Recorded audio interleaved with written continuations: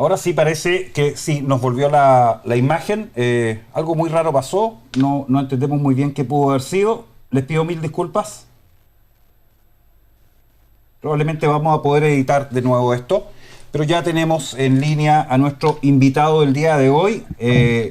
Mil disculpas y muy bienvenido, Orlando Gutiérrez Boronat, desde Miami. Un gusto saludarte, Orlando. Buenas noches. El gusto es mío, Alexis, gracias por tenerme como invitado. Gracias y te pido disculpas por este impasse técnico. Te escucho un poquito lejos. Por lo menos ya solucionamos el tema de el audio que me tenía, o sea, de la imagen que no lograba salir. Orlando, muy buenas noches y primero quisiera preguntarte, hemos tenido desde el 11 de julio en adelante muy poca información de lo que ha venido ocurriendo en Cuba.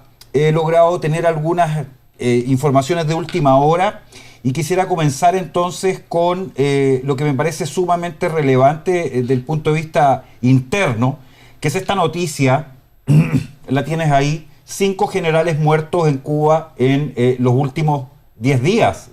Parece absolutamente curioso esto, ¿no? Alexis, ¿cómo está el audio en estos momentos? ¿Cómo se escucha? Está bien, un poquito bajo, pero se te escucha.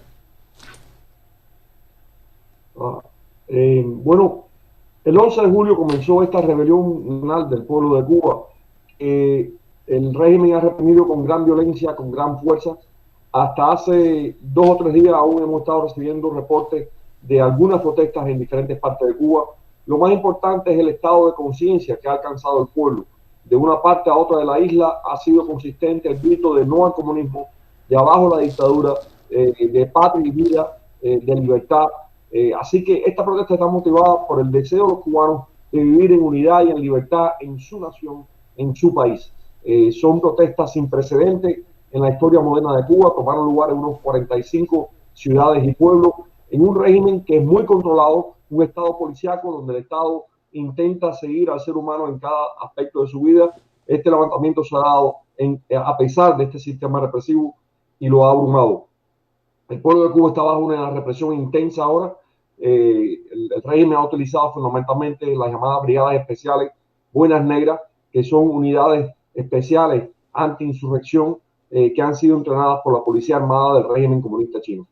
Dentro de este contexto se ha dado la misteriosa muerte de unas 6 figuras de alto nivel del aparato militar castrista en cuestión de 9 o 10 días. Algunos se lo atribuyen al COVID, otros señalan que bajo un régimen comunista la muerte de figuras de este nivel, empezando por el jefe del ejército oriental de Cuba. El régimen divide el país en 3 zonas militares, la oriental es la más grande. El jefe de ese ejército oriental es uno de los muertos. Y un régimen comunista, cosas como esta nunca pueden tomarse como meros accidentes, sino tiende a haber una relación, una realidad detrás de ella. Esto se da en un contexto de un pueblo que está harto de un régimen que se ha levantado, de un exilio cubano que donde quiera que se encuentra ha salido a manifestarse a favor de ese pueblo, y de una presión que siente el gobierno de Estados Unidos por parte de los mismos cubanos exiliados en Estados Unidos, para que Estados Unidos tome una posición cada vez más enérgica para poner fin a este régimen de oprobio. Orlando, estos generales no tenemos ninguna información de las causas de muerte en realidad y por qué ha sido tan sistemático que hayan venido muriendo. Me dices que son 6, yo alcancé a tener estos 5 reportados, pero son 6 entonces. Sí, falta Gilberto Cardero Sánchez, que es fue el último en informarse de su muerte. El régimen no ha dado una razón clara, en algunos casos se alega COVID, pero de todas maneras sabemos por el estudio de los regímenes comunistas que esta cantidad de muertes en un tiempo tan corto casi siempre quiere decir algo más profundo que tiene que ver con la política del país. No podemos asegurarlo porque no tenemos la información, pero sí es altamente inusual. Lo otro que durante la semana también estuve revisando es que la cifra de detenidos y que en este minuto además están del punto de vista práctico desaparecidos ha llegado a 1.004 personas. Esto es según un reporte del Observatorio Cubano de Derechos Humanos. ¿Qué nos puedes decir de eso? El observatorio es una fuente muy seria, son muy rigurosos en sus estudios. Yo creo que conociendo la realidad cubana, si hay 1.004 desaparecidos confirmados, es probable que el número real sea un poco más alto, porque siempre juega un rol la incomunicación de ciertas partes de Cuba con el resto del mundo, sobre todo, como tú señalaste, que a raíz del 11 de julio el régimen comunista chino ha ayudado a la dictadura castrista a tumbar el Internet en la mayor parte de Cuba, así que hay poca información entrando y saliendo por la vía de Internet. Pero generalmente el temor de la gente a reportar desapariciones, la incomunicación, quiere decir que lo más probable es que la cifra sea un poco más alto que esto. Ahora, este nombre de detenido desaparecido es muy alto e indica el nivel de represión que se ha desatado en Cuba. Esta organización ha estado sistemáticamente siguiendo la situación y dan cuenta también de una fuerte represión. Entonces, tú acabas de mencionar a estas fuerzas, que son estas fuerzas especiales tal vez, que son las que realmente han ejecutado la represión allá y en forma sistemática, ¿no? Se llaman las Brigadas Especiales Nacionales, son un cuerpo paramilitar anti-insurgencia que ha sido entrenado por la Policía Armada de China. Es el mismo cuerpo represivo que aplastó las protestas en Hong Kong y este cuerpo ha entrenado a esta unidad especial castrista. Tengo la sospecha de que esta misma unidad castrista, estos países totalitarios trabajan como un eje del mal, participaron en la represión del movimiento cívico, del levantamiento cívico en Nicaragua en el 2018. Efectivamente, porque hay una noticia que salió hoy día, la quiero compartir contigo, a todo el público, que son instructores chinos. Las fotografías, según el propio medio, no está claro de cuándo sean, pero lo que sí se indica claramente es que ha habido instrucción desde China para la Brigada Especial Nacional que nos mencionaba. Ahí están algunas de las fotografías obtenidas por ADN Cuba. Esta noticia está publicada el día de hoy y claramente aparece este instructor chino que, según el propio medio, que no ha podido confirmar, reitero, la fecha de las imágenes, estos cursos habrían comenzado hace 6 años, y no es de ahora solamente. Es un régimen que sabe que hay un gran descontento mayoritario en la población. Es un país en el cual no hay prensa independiente, no hay prensa libre, no hay partidos políticos de oposición. No hay ninguna de esas cosas a las cuales están acostumbrados los chilenos que viven en un país libre. En Cuba nada de eso existe. Existe el periodismo independiente desde el exterior, un periodismo independiente en Cuba muy perseguido, muy valiente, muy tenaz. Pero el régimen sabe que una abrumadora mayoría de los cubanos quieren el cambio. Se han enfrentado a diversos brotes de rebeldía a través de los años y saben que dadas sus propias políticas económicas, el descontento de la población es aún mayor. Así que ellos se han estado preparando precisamente para poder enjaular y oprimir al pueblo de Cuba. El interés del régimen en Cuba no es los valores de los cubanos, el futuro de los cubanos, la buena vida o la existencia en paz de los cubanos. El objetivo del régimen es y siempre ha sido utilizar a Cuba como plataforma para la ideología comunista en su guerra contra Occidente. Eso suena como algo fantástico, como una cosa del otro mundo. No, es precisamente así. Hay que leer los discursos de Fidel Castro, hay que leer los escritos del asesino Ernesto Guevara y entender que Cuba fue secuestrada para los intereses geopolíticos, primero de la Unión Soviética, ahora de China comunista, y también fundamentalmente para la doctrina de odio del comunismo, que eso es lo que fundamentalmente lo constituye como tal. Orlando, ¿qué opinas y qué opinión le merece a la comunidad cubana en Estados Unidos la actuación del presidente Biden, que entendemos que acaba de generar algún tipo de acción respecto de lo que está ocurriendo en Cuba, pero muy limitada, me parece, ¿no? Mira, tengo que darte, es una buena pregunta y quiero dar una respuesta lo más completa posible. En primer lugar, Biden mantuvo las sanciones muy efectivas que Trump implementó en contra del aparato represivo castrista. Yo creo que frente a las tendencias en su propio partido para abrirle unilateralmente a ese régimen, levantar todas las sanciones y abrazarlo como hizo Obama, Biden ha resistido eso. Desde que comenzó el levantamiento del 11 de julio, el presidente ha tenido las palabras correctas y ha habido pasos en la dirección correcta, pero no han sido suficientes y hace falta acciones más puntuales. Hasta el momento han puesto sanciones bajo la ley Magnitsky al ministro de Defensa de Cuba general López Miera, han también sancionado al jefe de la Policía Nacional Revolucionaria y al segundo jefe de la Policía Nacional Revolucionaria, y también han sancionado a esta unidad que estamos analizando, la Brigada Especial Nacional, la BEN. Los han sancionado bajo la ley Magnitsky. Ahora, sin embargo, existen otras sanciones que también pueden ser aplicadas. Por ejemplo, en el caso de Serbia, los Estados Unidos denominó como empresas criminales conjuntas a las unidades paramilitares fascistas serbias que estaban llevando a cabo la limpieza étnica o el acoso étnico en ese país. Eso mismo se pudiera aplicar a estas brigadas. Y hay muchos más pasos que se deben hacer. Nosotros hemos recomendado, hemos sido voceros del deseo de una acción decisiva en apoyo a la libertad del pueblo cubano, en defensa del pueblo cubano, dentro de la amplia gama de opciones que tiene Estados Unidos. Ninguna opción debe estar fuera de la mesa cuando se lidia con un régimen como este, que no solamente destruye al pueblo de Cuba, sino que es plataforma para la dominación de otros pueblos, como estamos viendo en Nicaragua o en Venezuela, y también es plataforma para socavar la democracia en puntales democráticos del hemisferio como son Colombia y Chile.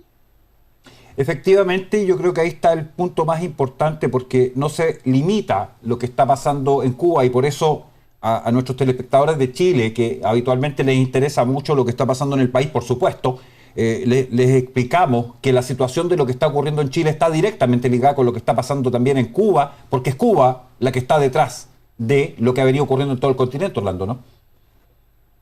Yo no te diría que es Cuba, yo creo que es un régimen totalitario que se ha adueñado de Cuba. Exactamente. El totalitarismo no reconoce ninguna nación, no creen en la existencia de la nación.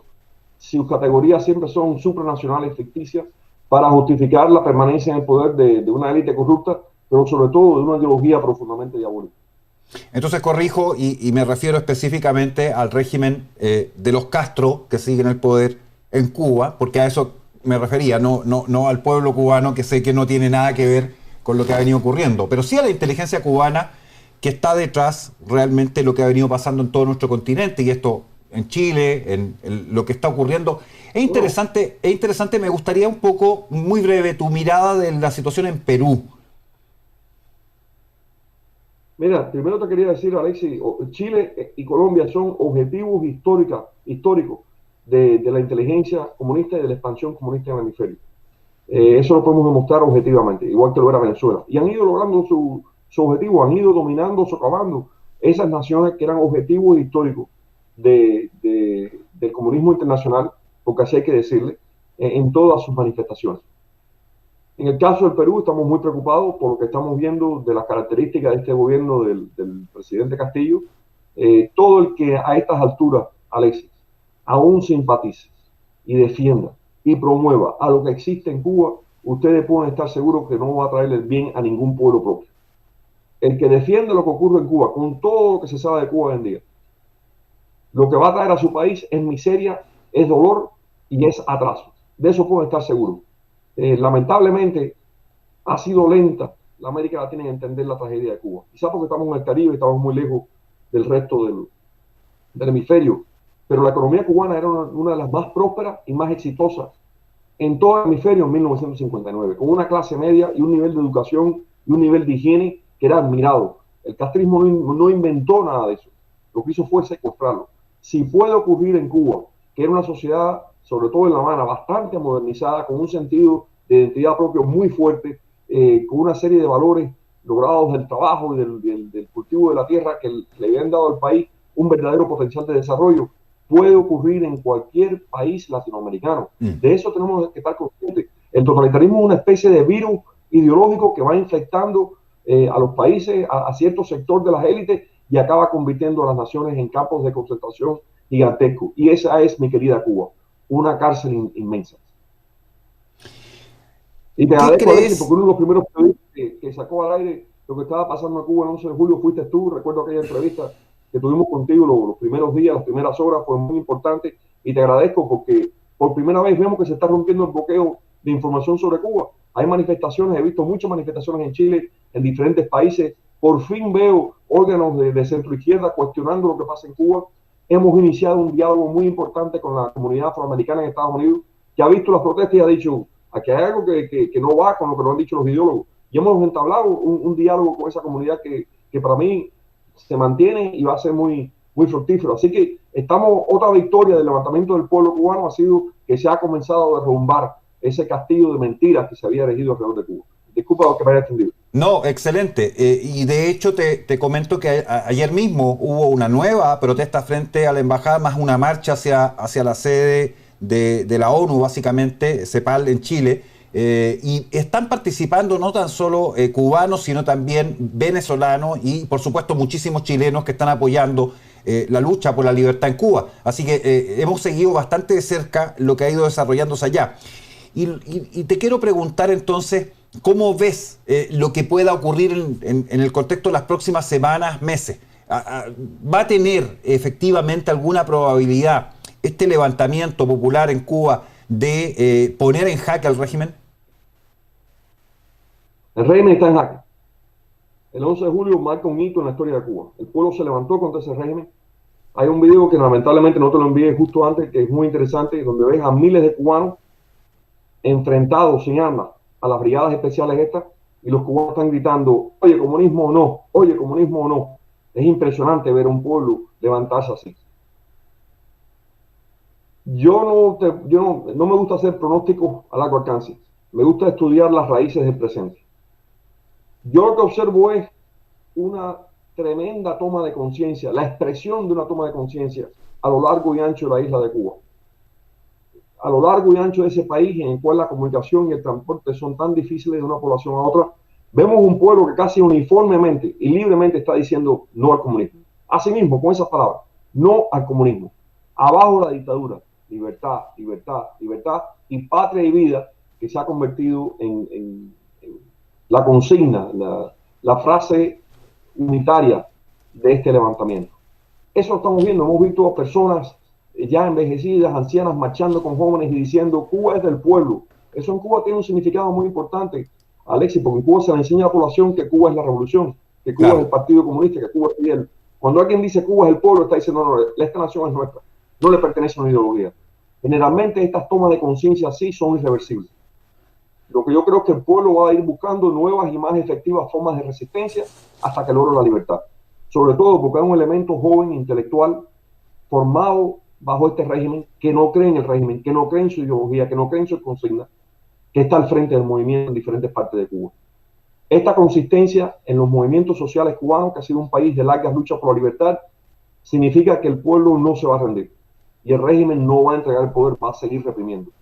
Así que yo creo que el pronóstico es más resistencia, mayor represión y veremos dónde esa lucha lleva la historia de Cuba. No puedo hacer un pronóstico de quién va a ganar o quién va a perder. Los polacos decían de que ninguna insurrección fracasaba porque inspiraba la próxima insurrección. Y yo creo en esa tesis. Yo creo que los cubanos, dada la geopolítica, dadas las características de nuestra existencia nacional, hemos tenido que luchar muy duro por afirmarnos como nación y por conquistar nuestra libertad. Encontramos parámetros de referencia en la lucha de los polacos, en la lucha de los judíos, de los sionistas por crear el Estado de Israel. Estamos en una situación parecida a nosotros, pero vamos a seguir luchando. Porque otra cosa interesante que ha ocurrido, Alexis, es que el levantamiento del pueblo cubano ha sido dentro y fuera de Cuba. La diáspora se ha levantado en unas protestas que no cesan. Ayer estuve en un acto de miles de personas aquí en Miami y tuve protagonizando esas protestas los hijos, los nietos, los bisnietos de los exiliados originales. Así que esa identidad nacional nuestra, tan joven, pero tan fuerte, se ha transmitido. Y tú recordarás que el gran escritor y filósofo francés Ernest Renan decía que lo que mantenía unida a una nación era el plebiscito diario de su pueblo en la decisión de mantenerse juntos. Y ese plebiscito lo han hecho los cubanos. Hemos decidido mantenernos juntos como nación y ser libres. Por eso creo que aquí hay lucha para rato y el régimen está perdiendo esa lucha. Es muy alentador de todos modos lo que mencionas y efectivamente creo que el mero hecho de que después de tantas décadas, 6 décadas de régimen castrista en Cuba, se haya producido el 11 y el 12 de julio con todo lo que ha venido ocurriendo hacia acá, da cuenta de que estamos viviendo el término de este régimen. Aunque se demore más o se demore menos, yo no creo que sea eso lo importante. Lo que ocurra y lo que va a ocurrir es que va a terminar por caer. No hay ningún régimen que logre soportar en forma permanente con el nivel de represión que están aplicando sin que finalmente todo se termine por dar vuelta. Ahora, el problema que yo veo porque sacaron como del baúl de los recuerdos a Raúl Castro de nuevo, lo mandaron, entiendo, a Venezuela, entiendo que volvió a Cuba nuevamente, y hay una resistencia, por supuesto, absoluta a cualquier tipo de modificación. Y en ese sentido, algún grado de expresión, de modificación de política, tiene que ver con que entiendo que suspendieron determinado tipo de prohibición de la importación de determinados bienes, pero son señales absolutamente mínimas respecto a la demanda de la ciudadanía cubana. ¿El régimen crees tú que va a terminar por ir cediendo o anticipas que termine por colapsar? Esta es una pregunta obviamente muy difícil de responder, pero quiero conocer tu opinión.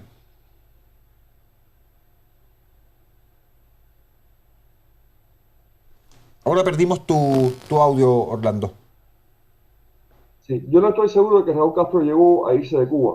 Ah, Creo que permaneció en Cuba, creo que lo de Venezuela fue una noticia para, para desinformar, para desorientar a los que estábamos siguiendo los acontecimientos. Yo creo que sigue estando muy en control del país y de las fuerzas represivas, tanto Raúl Castro como el hombre más temido en Cuba, Ramiro Valdés, que no sé si ustedes vieron la imagen de cómo el pueblo rodeó a este Ramiro Valdés gritándole asesino. no Yo creo tuvimos que acceso. esa imagen es muy fuerte, que en Palma Soriano, una ciudad en el oriente de Cuba, a Ramiro Valdés, que es el gran verdugo del régimen, el pueblo lo rodeó, empezó a gritar asesino y lo rodeó completamente. Y ver la cara de pánico en este verdugo, en este asesino, fue una de las cosas más notables de este levantamiento. La pérdida del miedo por parte del pueblo frente a quien representa y encarna la represión. Eso ha sido muy significativo. Yo te diría que estoy profundamente convencido que el pueblo de Cuba no se va a rendir, que va a seguir luchando. Estamos viendo expresiones de eso constantemente. Se ha popularizado la lucha anticomunista. Ya no es una vanguardia de la resistencia, ya es un pueblo entero y un pueblo que sigue exigiendo e insistiendo en ese cambio y en esa libertad. Y sé que no me lo puedes responder directamente, pero primera pregunta que es crítica. Entiendo que ha habido intentos formales de parte del gobierno norteamericano de proporcionar salida de Internet a la población. No sé si se ha cumplido. Y luego, ¿de qué forma entonces estamos recibiendo información desde Cuba? Que no sea de fuente, obviamente, de gobierno, porque ahí va a salir todo distorsionado y va a ser desinformación, pero ¿de qué manera estamos llegando a tener información de lo que está ocurriendo hoy día en Cuba? El Internet va y viene. ¿Ya? Han logrado tumbarlo, pero de vez en cuando se recupera. Los cubanos han buscado diferentes formas de sacarlo. Puede que vea, hay una aplicación que están usando exitosamente los cubanos, pero que aparentemente los chinos también pueden bloquearla. Pero recuerda que hay un contacto diario entre Miami y Cuba que es voluminoso. Hay llamadas por teléfono, aún hay viajes, hay una comunicación constante, así que por ahí está saliendo. Y las señales de radio y televisión, algunas sí entran a Cuba, la gente está viendo televisión en Cuba desde Miami. Y también las señales de radio de onda corta, de onda media y de onda larga entran al país. El régimen trata de interferirlas, pero es imposible interferirlas todas. Así que Claro. aún hay comunicación, lo que un poco más lenta y con menos visuales. También te quiero preguntar, porque efectivamente lo que se ha producido yo creo que es absolutamente histórico, porque nunca habíamos tenido en toda América del Sur en particular, esto se extiende, entiendo, hasta México y Estados Unidos, por supuesto, protestas por la libertad en Cuba. Y esto fue una cosa espontánea, básicamente. Nosotros acá, por supuesto, organizamos y convocamos a la gente a manifestarse frente al consulado, pero lo mismo pasó en Argentina, y lo mismo, entiendo, pasó en Colombia, y lo mismo pasó en Ecuador, y así. Esto nunca había ocurrido antes. No, ha habido un movimiento, no sé si viste la marcha gigantesca en Madrid por la libertad de Cuba. Fueron miles de personas participando. La marcha gigantesca en Washington también fue enorme. En Canadá ha habido también manifestaciones. En Ciudad de México ha habido varias manifestaciones muy fuertes en todo el país. Como en 12 ciudades mexicanas ha habido manifestaciones. Lo que se le ocurrió al presidente López Obrador fue atacar a los manifestantes en su conferencia de prensa diaria. Y por supuesto sabemos el respaldo que le ha dado ese lamentable respaldo que le ha dado el jefe de Estado mexicano al régimen comunista en Cuba. Ha habido una ola de protestas que es fundamental, que es muy importante. Entonces nos llamaría, y eso espero, a que perseveremos y no bajemos la guardia respecto a lo que está pasando allá, porque creo muy importante este respaldo internacional a la lucha del pueblo cubano por su libertad. Alexis, quería enfatizar un punto aquí porque es importante que en Chile entiendan esto. Cuando, cuando comienzan a analizar las protestas en Cuba, el régimen se ha consolidado y se ha mantenido en el poder en base a una pirámide represiva que se llama el Sistema Único de Vigilancia. Eso quiere decir que en cada cuadra de los barrios cubanos existe un comité de defensa de la revolución. En cada centro de estudio, en cada centro de trabajo, hay lo que se llaman los núcleos del partido, que son pequeños células de miembros del comunismo que vigilan al resto. Están las asociaciones de combatientes, que son los veteranos de las fuerzas paramilitares castristas o de las fuerzas militares. Están en los sindicatos y organizaciones de masas controlados por el sistema. Y todas estas estructuras responden a una lógica piramidal y la pirámide la refuerza las fuerzas represivas, el Departamento de Seguridad del Estado, las brigadas especiales que responden a la seguridad del Estado, a menor escala la Policía Nacional Revolucionaria. Y entonces esas fuerzas represivas son respaldadas en sí por el ejército. Es una pirámide construida perfectamente para controlar al ser humano en cada aspecto de su vida. Para entender lo que ha pasado en Cuba hay que entender que el levantamiento del pueblo cubano el 11 de julio abrumó toda esa pirámide. Toda esa pared, esa muralla que el régimen creó para controlar la ciudadanía quedó desbaratada. Los comités no funcionan, las organizaciones de masa no pudieron controlar al pueblo, los núcleos del partido no pudieron avisar a tiempo de que había protestas, todo eso se acabó. Ahora estarán buscando la forma de reorganizarlo, pero el pueblo de una manera heroica abrumó todos esos factores represivos. Lo que queda ahora es el Partido Comunista, la familia Castro escondida detrás del Partido Comunista, el Partido Comunista escondido detrás de las brigadas especiales y de los otros núcleos paramilitares reprimiendo al pueblo. El régimen ha tenido una respuesta inconsistente por parte de la Policía Nacional Revolucionaria, que es la policía normal, la que se viste de azul. En algunos casos los policías no quisieron reprimir y se unieron al pueblo. Por eso han sacado estas fuerzas represivas que, al igual que ocurrió en Hong Kong, operaban de noche y no de día, porque la fuerza del pueblo en las calles era muy grande. Entonces vemos que cuando uno entiende cómo está construido el régimen comunista de Cuba y lo que ha ocurrido, se da cuenta de cuán precaria es la existencia del régimen en estos momentos. Porque todo su andamiaje de represión ha colapsado.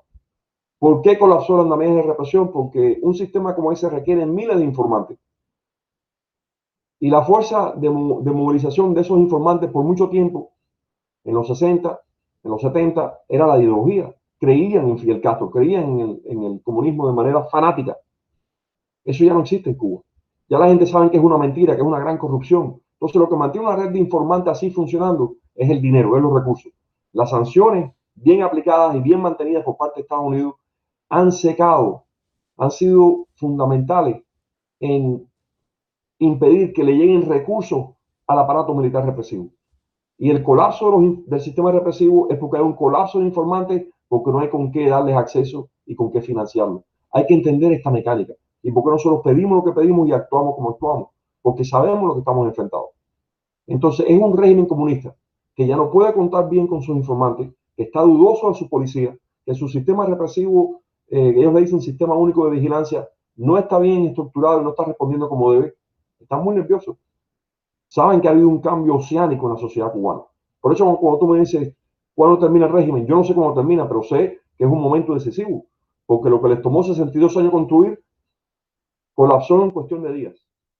Y esta es una señal muy importante. El régimen va a intentar reconstruir esa represión, porque como tú dices, no pueden seguir gobernando solamente en base a las bayonetas de las brigadas especiales. Va a intentar reconstruir el sistema de informantes. ¿De dónde viene el dinero para eso? China parece ser el principal financiero del régimen en estos momentos. China comunista le ha pagado al régimen 6.000 millones en deuda, tumbó el internet para que los cubanos no pudieran comunicarse, han entrenado a las brigadas especiales. Ese parece ser el patrón. Y China lo está haciendo porque la isla de Cuba le sirve de plataforma para el hemisferio, igual que le sirvió a los soviéticos. Pero es importante explicar cómo funciona el sistema para entender la crisis del sistema, pero también para que Chile entienda lo que es un régimen de extrema izquierda, lo que es un régimen totalitario y el control que establece sobre la sociedad para ahogar su voz. Y cómo lo que parecen ser inofensivas e inocentes organizaciones del pueblo son en realidad poleas de control de la actividad ciudadana.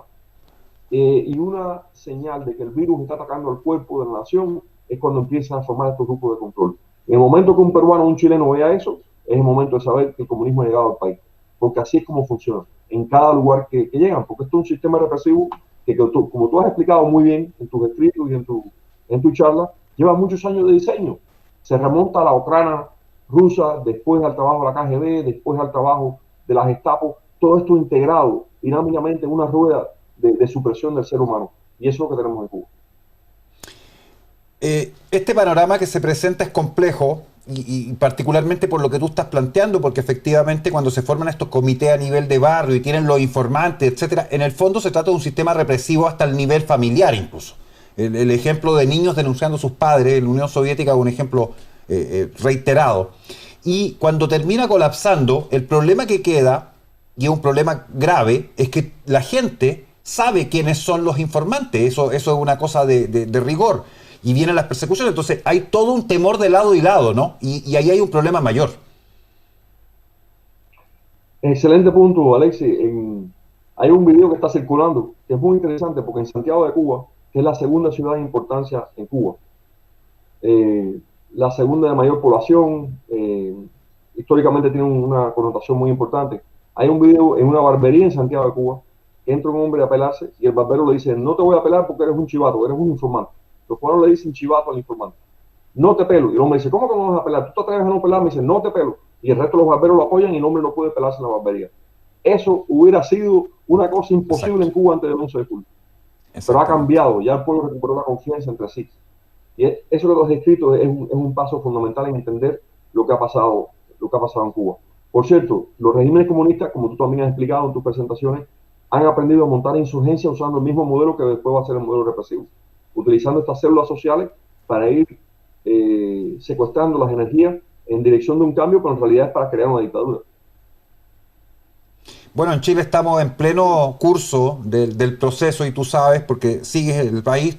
Les comento a todos los que no saben que Orlando estuvo con nosotros en Chile en las marchas del rechazo antes del plebiscito y participó al menos en 2 de ellas y tuve oportunidad de entrevistarlo en esa visita al país, así que sabe exactamente lo que estamos haciendo acá también nosotros y te agradezco mucho habernos apoyado con tu visita en ese minuto que también era muy importante, pero estamos hoy día con esta constituyente que ha ido avanzando en términos de elevar el discurso de odio al interior de la propia asamblea, transmitir una falsa sensación de autoridad y poder que no tienen desde el punto de vista constitucional, pero que sí tienen desde el punto de vista de la operación política, y probablemente vamos a llegar en algún instante al intento de toma formal del poder por parte de este grupo de constituyentes que no tienen derecho a ello, pero lo van a intentar hacer de todos modos. Yo no sé exactamente hoy día cuál va a ser el escenario, pero claramente la Asamblea va a tratar de tener poder constituyente soberano, lo han dicho ellos absolutamente, y su noción básica que están refundando Chile, como si Chile fuera una cosa que empezó ayer y se pudiera refundar a cada rato. Eso está ocurriendo en el país en este minuto, entonces me gustaría transmitirle al público, Orlando, la importancia de entender que todos estos fenómenos están absolutamente conectados. Lo que pasa en Cuba, lo que pasa en Colombia, lo que pasa en Ecuador, lo que pasa en Perú, lo que pasa en Bolivia, en Argentina, en Brasil y en Venezuela, incluido Estados Unidos, México, los países de Centroamérica en su conjunto y Canadá, nos impacta también a nosotros acá. Por eso no hay que dejar de estar mirando lo que ocurre afuera, porque eso también tiene importancia para nosotros mismos. No, así mismo es. Yo creo que lo que está ocurriendo en Cuba es de importancia y de impacto para todo el hemisferio. Bueno, un poco para concluir, me gustaría entonces, te quiero volver a invitar tal vez el próximo mes para ir siguiendo el desarrollo de los sucesos en Cuba. ¿Qué podrías anticipar de lo que van a hacer ustedes en Estados Unidos, de cuáles son las próximas acciones y movimientos y el llamado que quieras realizar a todo el continente prácticamente para respaldar la lucha por la libertad en Cuba? Hay 3 frentes en nuestra lucha. El primer frente es el apoyo a la resistencia dentro de Cuba, a los hombres y mujeres que están luchando dentro de Cuba por la vía cívica para un cambio hacia la libertad y hacia la democracia. Segundo frente es nuestra acción como comunidad cubanoamericana unida en Estados Unidos para lograr la mejor política, la más puntual, la más efectiva por parte de Estados Unidos lo antes posible en apoyo a la liberación de Cuba. Y el tercer frente, por supuesto, es internacional, trabajando en todo nuestro hemisferio, en diversos países alrededor del mundo, en diferentes continentes, para mantener y aumentar la presión moral internacional y también la presión mediante sanciones de derechos humanos y económicas contra ese régimen de oprobio que está ahogando el pueblo de Cuba. Muy bien, Orlando, yo creo que queda clarísimo. También te aprovecho comentar que lamentablemente después de, en términos mediáticos, se le dio algún grado de atención a la situación en Cuba justamente el 11, el 12, y eso se proyectó unos 2 o 3 días más. Y luego, del punto de vista de comunicación, a nivel de medios de comunicación de masa, el tema cayó completamente y hoy día no es tema. Si no fuese por las protestas que se hacen frente a la embajada acá, el tema no reflotaría, y eso solo reflota en función de potenciales y mínimos enfrentamientos que se han producido allí entre quienes son parte del Partido Comunista, del MIR, del Frente Manuel Rodríguez y de otras orgánicas comunistas que van prácticamente a defender al consulado, entre comillas, porque nadie está atacando al consulado, ni siquiera se le ha lanzado un huevo al consulado, lo quiero decir así de concreto. Y bueno, eso es lo único que ha mantenido algún grado de información muy menor respecto a la situación. Pero esto tiene para largo, esto a mi juicio no va a terminar de la noche a la mañana, porque estos regímenes terminan por agarrarse con uñas y dientes al poder hasta el último momento, porque saben que después va a venir efectivamente una persecución no tan solo de carácter interno en la isla, sino penal internacional por todos los crímenes que han venido cometiendo. Entonces, básicamente te pediría hacernos un llamado a los chilenos, seguir respaldándolo a usted en la lucha por la libertad de Cuba, y eso. No, pues es muy correcto. Lo que ha mantenido la noticia en primera plana en Estados Unidos son las protestas constantes del exilio cubano en diferentes ciudades. Ayer tuvimos una manifestación inmensa aquí en Miami con los artistas, con diferentes influencers apoyando el cambio. Ha habido marchas en Los Ángeles, también hubo acto muy importante hoy de muchas personas, en Chicago también. Es esa presión constante lo que representa al pueblo de Cuba, lo que es la voz del pueblo de Cuba, que sigue luchando, pero el régimen ha logrado suprimir el internet y por tanto las noticias son lentas. Hay mucha gente detenida, hay mucha gente perseguida, pero el pueblo está buscando otras formas de hacer resistencia. Orlando, te quiero agradecer muchísimo la participación en el programa el día de hoy, traernos esta información respecto a lo que ha venido pasando allá. Vamos a seguir muy atentos desde acá lo que están ustedes desarrollando. Cualquier cosa, por supuesto, el canal está a su disposición. Te mando un gran abrazo y muchísimas gracias por venir a RCT. Gracias a ti, Alex. Nos estamos viendo, que esté muy bien. Bueno, ahí estábamos con Orlando Gutiérrez Boronat, presidente del Directorio Democrático Cubano, una de las organizaciones de mayor importancia en Estados Unidos por la lucha democrática en Cuba. Se suman a muchas otras orgánicas. Simplemente para reiterarles, quisiera volver a presentar las imágenes de qué está pasando en Cuba a partir de, por supuesto, la presentación del programa del día de hoy, y recordar que dentro de las cosas que están ocurriendo que son realmente extrañas, la muerte de estos 6 generales. Yo tenía solamente 5, pero son 6 generales en no más de 10 días. Una cosa que por supuesto llama muchísimo la atención.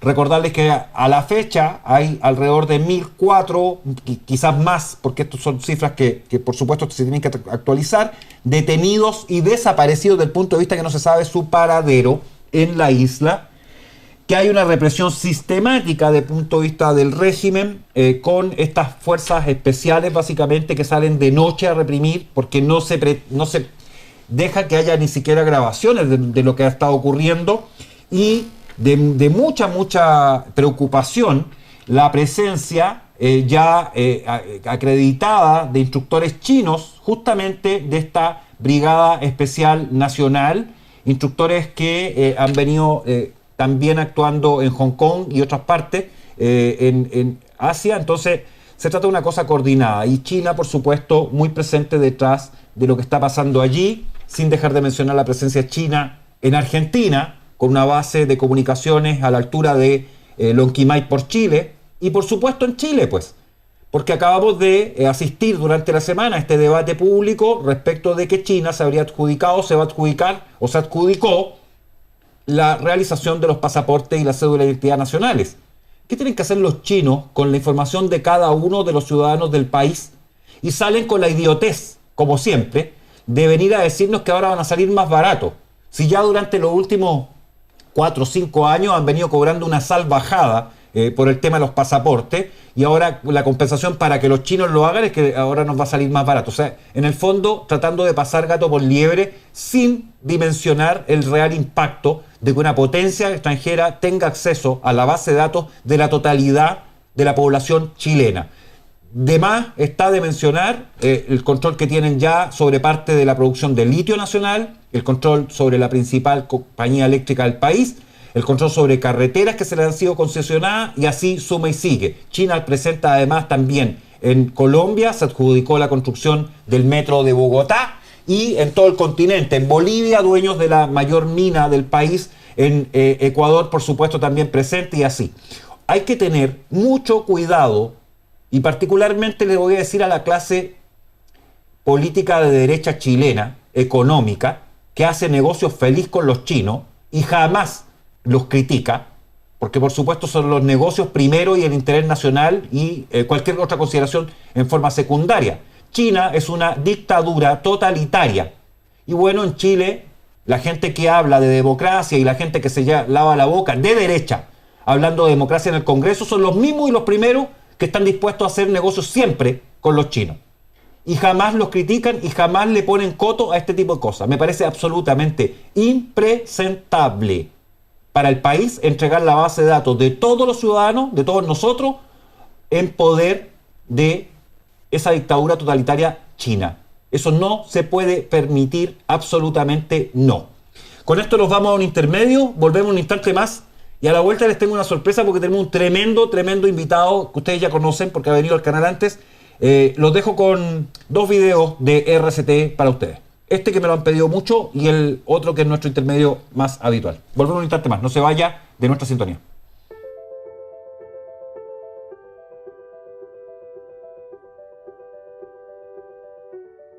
Desde que tengo memoria, siempre he sentido un apego visceral, pasional, a nuestro país, a su historia. Yo amo a Chile. Desde lo más profundo de mi corazón, desde el fondo de mi alma, amo a esta nación que no se somete a dominio extranjero. Amo a este pueblo impetuoso que nunca se ha rendido. Soy padre, y como padre siento y vivo como una violencia extrema el adoctrinamiento al que se ha venido sometiendo a nuestros hijos a través de la deconstrucción de nuestra historia, de nuestros héroes, de nuestros emblemas y del legado de todos nuestros ancestros. Soy padre, y al igual que millones de padres, me preocupa cada día el estado del país y del mundo que heredaremos a nuestros hijos. Soy científico y soy humanista, y de mis años de estudio e investigación desarrollé un enorme respeto por nuestra tierra, por sus plantas, sus insectos, sus animales y paisajes, y sobre todo, por todos nuestros ancestros y su largo viaje que está vivo en nosotros, porque los chilenos somos mucho más, muchísimo más, que la mera suma de todos nuestros ancestros. En el fondo, si tuviera que definirme, creo que contestaría simplemente que soy intensamente, orgullosamente, fielmente y evidentemente chileno. Por esto, percibo los insultos a Chile, a su historia, sus símbolos y su nación como si me estuvieran dirigidos directamente. Me crié en el Pudahuel de los 80, donde Santiago terminaba y comenzaba las lomas, las chacras y el campo, en algunos de los años más duros para la economía del país. Y por eso siento en carne propia la inseguridad, la violencia y la pobreza que aún hoy sigue afectando a demasiados chilenos. Y entiendo como si fuera mío el sufrimiento de mis compatriotas, porque yo también lo viví.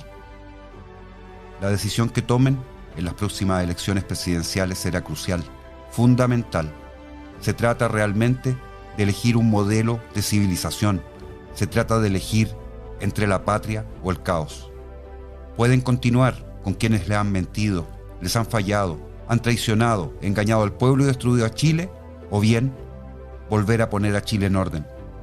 Sí, queremos poner a Chile en orden.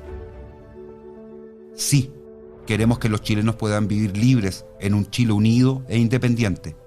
Sí, queremos que los chilenos puedan vivir seguros en un Chile respetado. Sí, queremos que los chilenos puedan vivir protegidos en un Chile próspero y pujante. Sí, queremos que los chilenos puedan vivir unidos en un Chile orgulloso. Sí, queremos que los chilenos puedan vivir bien en un Chile sostenible. Entonces todos queremos que los chilenos puedan vivir sus sueños en un Chile justo, en paz, orden y prosperidad para todos. Este es el propósito de mi compromiso. Es por esto por lo que lucho. Es por lo que he jurado consagrar mi vida en el nombre de Chile, en el nombre de los que labraron el prestigio y la gloria de Chile a la grandeza de Chile. Y es por esto que llamo a cada chileno digno de portar ese nombre a luchar por la libertad, por el respeto, por el futuro, por sus hijos y nietos, y a rechazar desde ahora y para siempre a quienes quieren dividirnos e imponernos la dictadura de doctrinas fracasadas.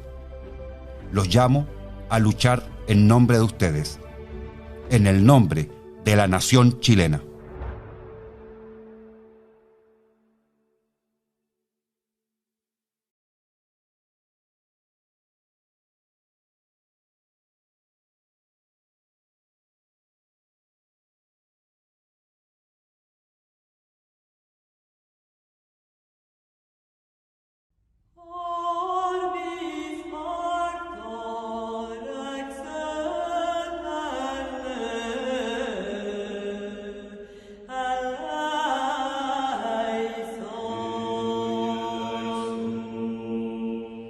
Chile, fértil provincia y señalada, en la región antártica famosa, de remotas naciones respetada, por fuerte, principal y poderosa.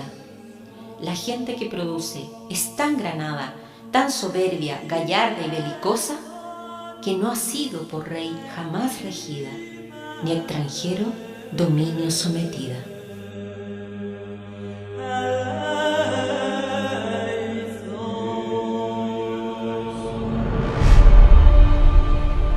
Así comienza La Araucana, poema épico que estableció las principales características que hacen de Chile lo que es hoy, una nación sin igual en América Latina.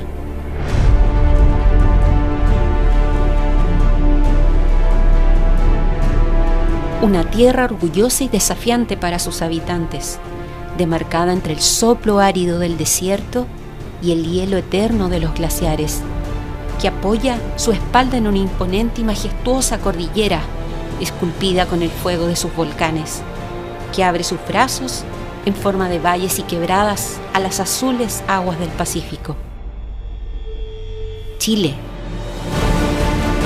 tierra de mitos y poderosos seres ancestrales que dotaron de fuerza y determinación a quienes decidieron encender la llama de sus hogares a orillas de sus numerosos ríos. Sin embargo, tanta belleza natural y tanto orgullo despertaron la envidia de muchos. Esos que a lo largo de nuestra historia han querido arrancar partes vivas de nuestro cuerpo soberano, siempre buscando la manera de someternos a príncipes errantes y mendigos burgueses.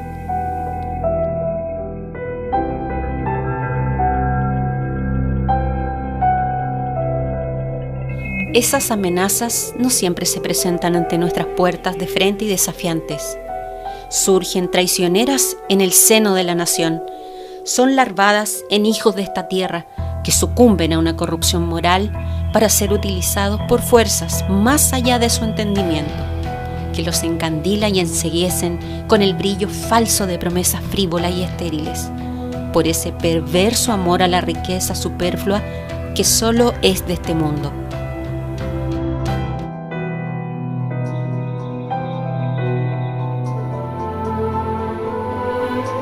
Hoy, en estos tiempos posteriores, vemos que estas mismas pasiones inconducentes que se habían mantenido ocultas por muchas décadas, como el ladrón que busca el momento de descuido para atacar, han vuelto a surgir e irrumpen con inusitada furia y prepotencia en contra de este pueblo orgulloso, en un afán aterrador de someter hasta el último hijo de la Cruz del Sur a su propia destrucción.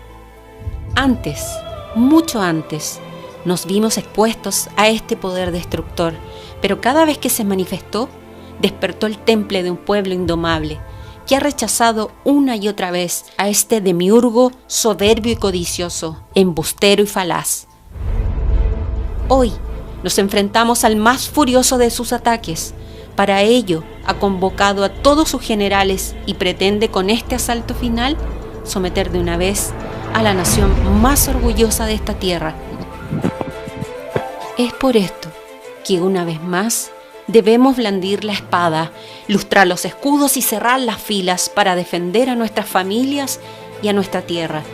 Se levantarán los espíritus de los héroes desde sus sepulcros dorados y formarán junto a nuestras huestes para sostener la última esperanza de la cristiandad. Somos una sola nación, un cuerpo vivo y vibrante que se niega a hincar la rodilla a quien intente hacer de esta tierra un lago de sangre con el sacrificio de miles. Ante ellos seremos el grito temible que amedrente al déspota audaz. Somos los que hacemos grande y fuerte esta nación. Somos los hijos de la sangre regada de los mártires y la carne viva de aquellos por los que juramos defender lo que nos pertenece, grabando con nuestro honor bajo el fuego insondable de donde hemos surgido. En esta agónica hora, mirando a los ojos del Creador, los desafiamos. Este será el tiempo de su caída, porque aquí se levantan los patriotas nacionalistas, aquí nacen los héroes, aquí somos la resistencia.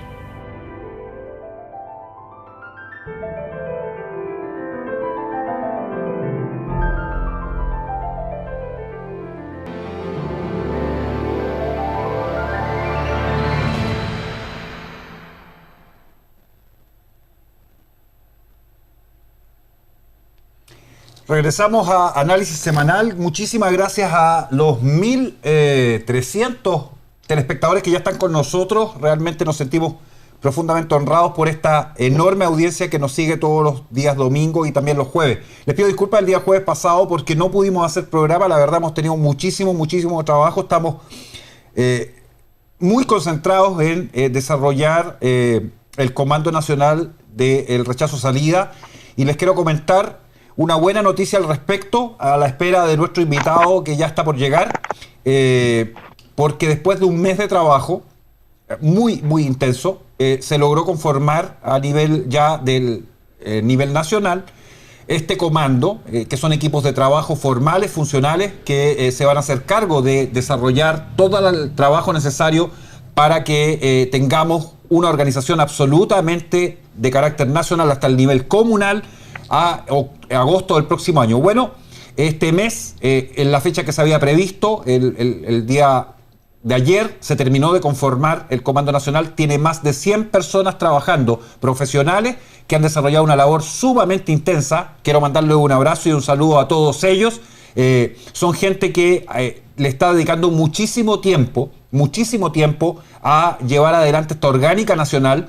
También le quiero decir a toda la gente que se ha estado inscribiendo a través de la página mrp-chile.cl que tengan paciencia, se les va a contactar a todos, se toma un tiempo porque es persona a persona y se la invita a trabajar en alguno de los muchos equipos de trabajo que están ya organizados allí, tanto a nivel nacional como regional y posteriormente al nivel comunal. Nuestro objetivo del punto de vista organizacional es que a diciembre tengamos la capacidad de llegar a todas las comunas del país. Es un objetivo absolutamente mayor, por supuesto. No es fácil llegar a las 300 y tantas comunas del país y tener ahí orgánicas funcionales que tengan posibilidad de venir trabajando, pero lo vamos a intentar hacer y nuestra meta es en diciembre tener una orgánica ya de nivel nacional. Así que la invitación, una vez más, a todos quienes ya están aburridos de mandar WhatsApp, bueno, inscríbanse en la página del mrp-chile.cl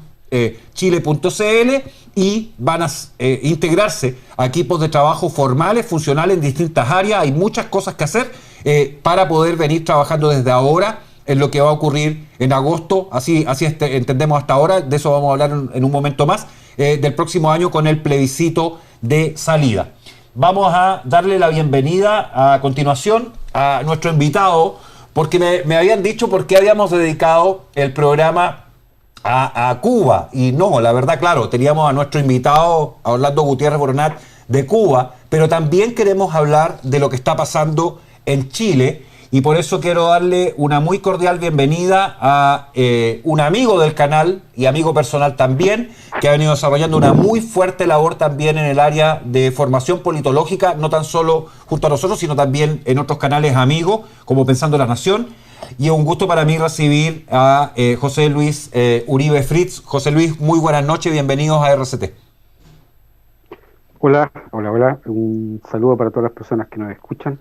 Gracias por la invitación. No tengo tu audio, José Luis. Nuevamente. A ver, dame un segundo. Vamos a ver si es que...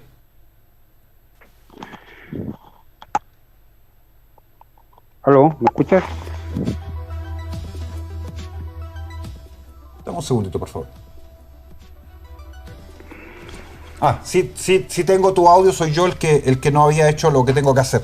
Pero te están escuchando, José Luis, muy buena noche, bienvenido. Gracias, te reitero las gracias por la invitación, un gusto estar nuevamente contigo en tu canal.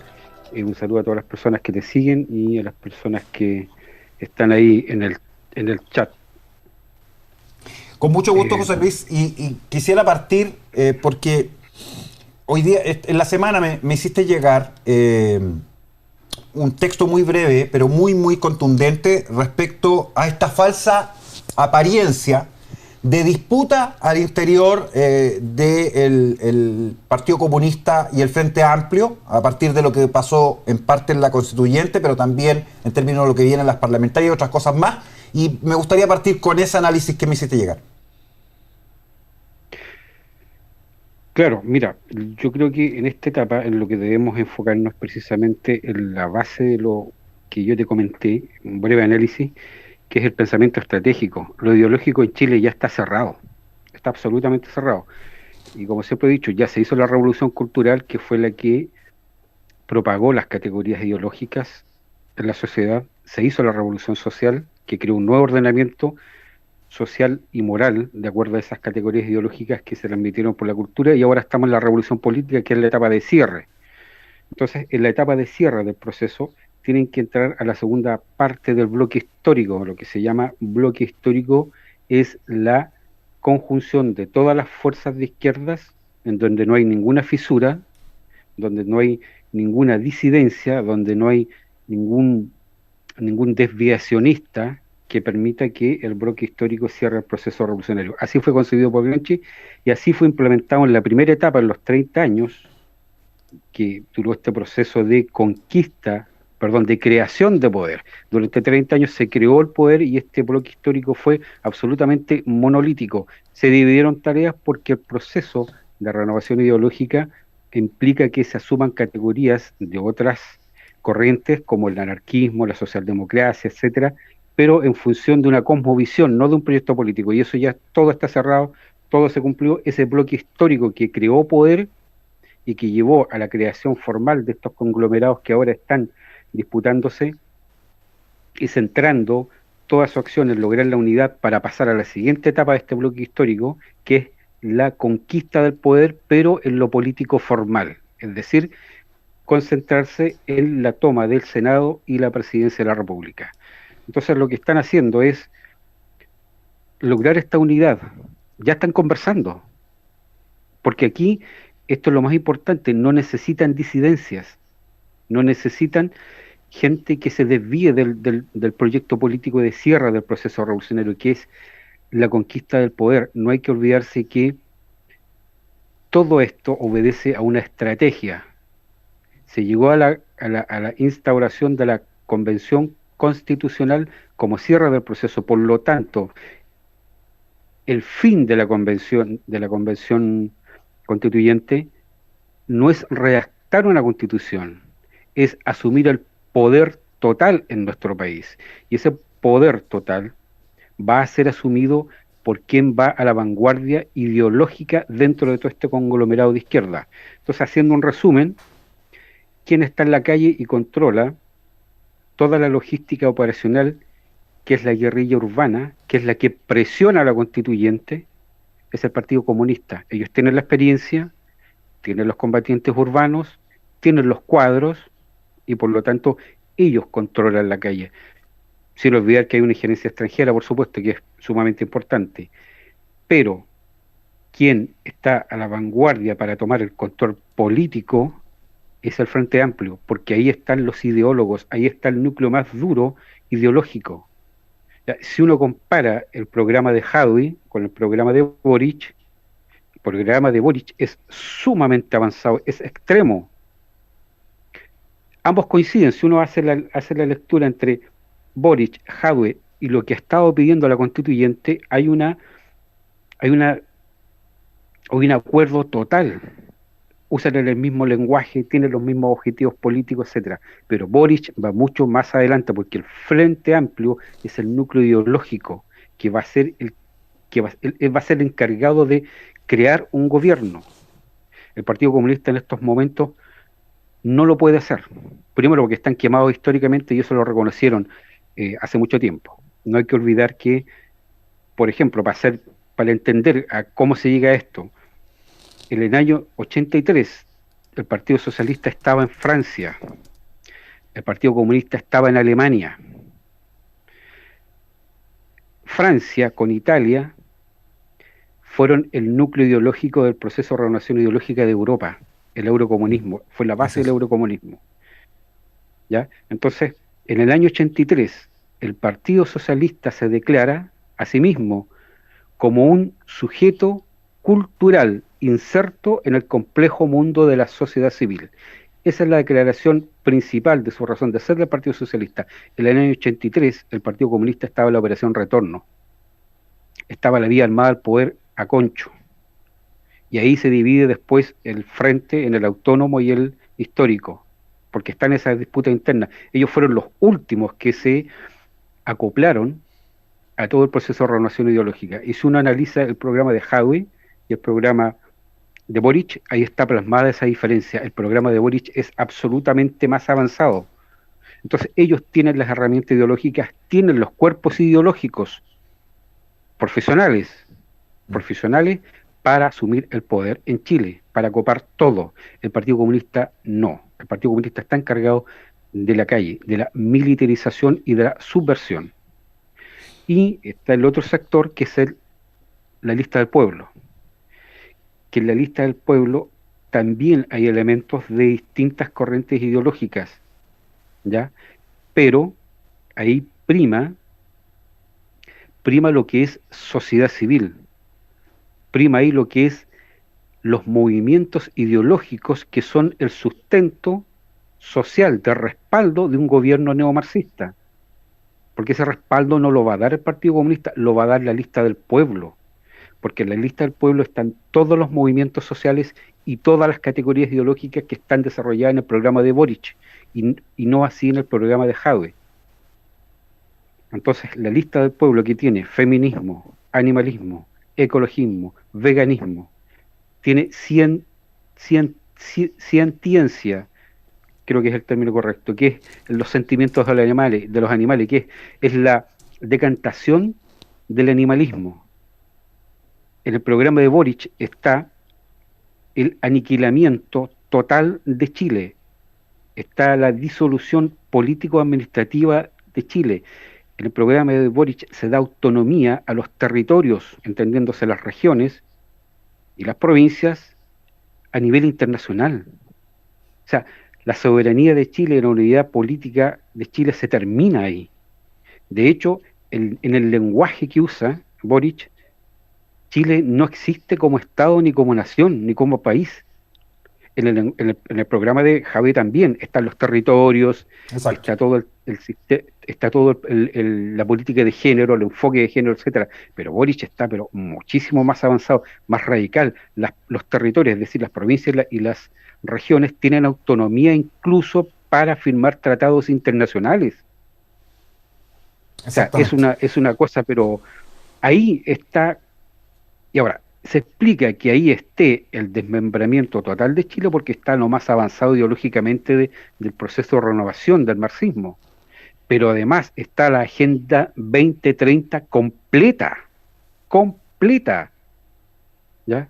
Sí, en ese escenario, José Luis, en ese escenario, te quiero parar ahí un segundo, porque creo haberlo comentado el domingo anterior, la gran diferencia de Sichel respecto de Boric no es más que otra cosa que el modelo económico a aplicar para la fase de paso hacia todo esto que están mencionando, porque ambos son abiertos impulsores de la Agenda 2030 y globalistas. No hay diferencia en eso.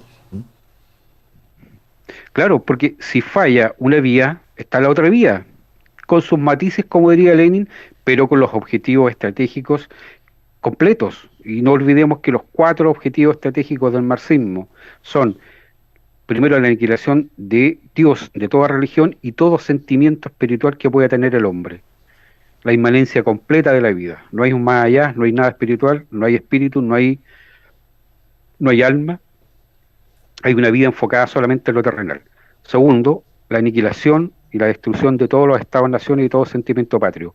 Tercero, la destrucción de la familia. Y cuarto, la aniquilación de la propiedad privada. Esos 4 objetivos estratégicos, tú los tomas en Boric, los tomas en Jadwe, los tomas en Sichel, están ahí. Ahí están, exactamente. Entonces, exactamente. Esta cuestión no es que estén jugando con las cartas marcadas, son dueños del mazo de naipe. Entonces ellos reparten las cartas.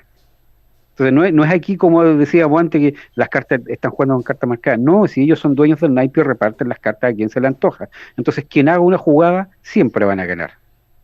Y eso es lo que la gente tiene que entender, y por eso tenemos que enfocarnos en esta etapa en poder decodificar todo el pensamiento estratégico de la izquierda, porque en estos momentos lo que están haciendo es el proceso de cierre, y los 3 sectores están en conversaciones, y van a llegar a una unión, y van a pasar a ese bloque histórico que va a asumir el poder total en Chile, sin ninguna fisura, sin ninguna disidencia.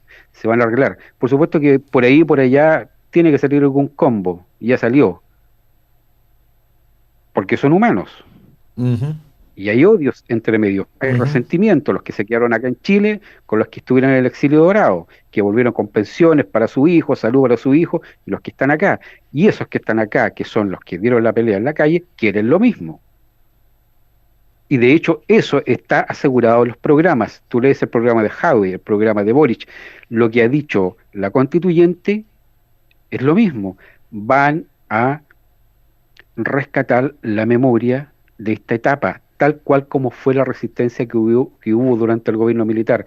Esto va a ser histórico. Está planteada la creación de un Ministerio de Cultura y Propaganda para rescatar esto. Esto está en el programa de Boric, y el de Jadwe exactamente igual, pero está más avanzado, como reitero, en el de Boric. Está también pensada la reparación jurídica de los presos de la revuelta. Así es. En eso están, de hecho. ¿Ya? Claro, en eso están. Entonces tienen que ceder y llegar a acuerdos, porque a esa gente no la pueden abandonar. ¿Ya? Porque entonces, fueron los que salieron a la calle. Básicamente, José Luis, resumiendo, la gente tiende a magnificar cosas que son realmente episódicas, porque se ha magnificado, y a mí me ha dado hasta vergüenza ajena el ver el festineo respecto a la golpiza supuesta que habría recibido Boric al ir a la cárcel, ¿ya? Y claro, y con eso tratando de dar a entender de que no representa a la gente que estaba ahí, a los presos de la revuelta o qué sé yo, pero son todos ajustes dentro del mismo proceso, que es lo que la gente no comprende. Sí, no están peleados porque hayan disidencias y se van a separar. No, lo que están haciendo es ajustar las piezas para cerrar el bloque interno, para poder presentar un frente externo completo. Imagínate tú elecciones parlamentarias de diputados y senadores con Frente Amplio, PC y la Lista del Pueblo juntos. Copan todo. Así es. Copan todo, porque no tienen ni siquiera como respuesta frente a eso una fuerza organizada mínima que pueda vigilar el recuento de votos. No tienen ni siquiera eso como oposición, que tendría que ser lo mínimo. No vamos a hablar de posición ideológica, estamos hablando de una posición que está organizada simplemente para cuidar los votos. Eso no existe en Chile. Bueno, entonces, voy a aprovecharme de eso para reiterar el llamado a la gente que realmente quiere hacer algo para evitar lo que está diciendo José Luis, a que se inscriban, porque estamos formando ese comando nacional hasta el nivel comunal, con, por supuesto, apoderados de mesa y con gente formada para que vaya ese día de la elección, del plebiscito de salida, si es que lo hay, ya vamos a ir a eso, José Luis, para resguardar la votación, que es lo más importante. Si no es los votos lo que definen una elección, son los que cuentan los votos y quienes mandan firmar la acta. Ahí está. José Luis, ¿vamos a llegar al plebiscito? Yo creo que sí, porque aquí está metida la ONU hasta las masas y necesitan hacer el tránsito a este nuevo modelo de Estado de forma en que se, valga la redundancia, se guardan las formas de vidas, ¿ya? Entonces, esto de la violencia y de la guerrilla tiene su razón de ser como fuerza, como vía armada al poder, que es la que empuja el proceso de la vía democrática. La vía democrática no excluye la vía armada. Así es. La guerrilla molecular implica una nueva forma de esa vía armada al poder, que es la que empuja el proyecto. Hay que recordar que el proyecto constituyente no prendió ni siquiera el fósforo para echarlo a andar con la Bachelet, que necesitaban una crisis, la crearon. Se crean las situaciones revolucionarias, tal como dice Lenin, ¿ya? Entonces lo hicieron precisamente para poder activar la etapa final, que es la etapa de cierre del proceso. Pero aquí no es como en el modelo antiguo, aquí no está metida la Cominter, ni la Cominform para dar grandes lineamientos, ni el Partido Comunista no es la extensión de la política exterior del Partido Comunista de la Unión Soviética, todo eso se terminó. Entonces lo que hay son, en base al modelo gramsciano, lo que hay es una libertad absoluta dentro de los países para las fuerzas de la izquierda para hacer dos cosas. Son dos objetivos estratégicos. Uno es subvertir la sociedad nacional.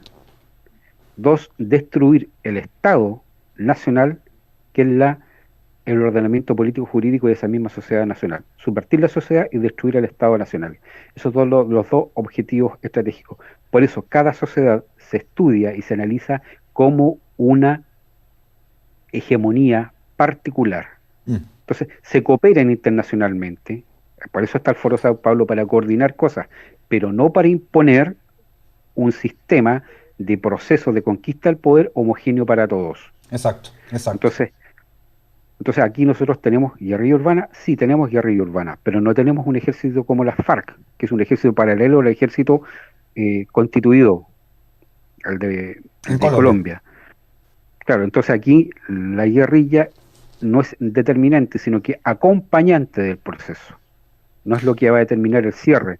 El cierre va a determinarse por toda la fuerza que está en los movimientos sociales, porque este modelo es de movimientos sociales, es apartidista, y ellos mismos lo cantan en la calle: el pueblo unido avanza sin partido.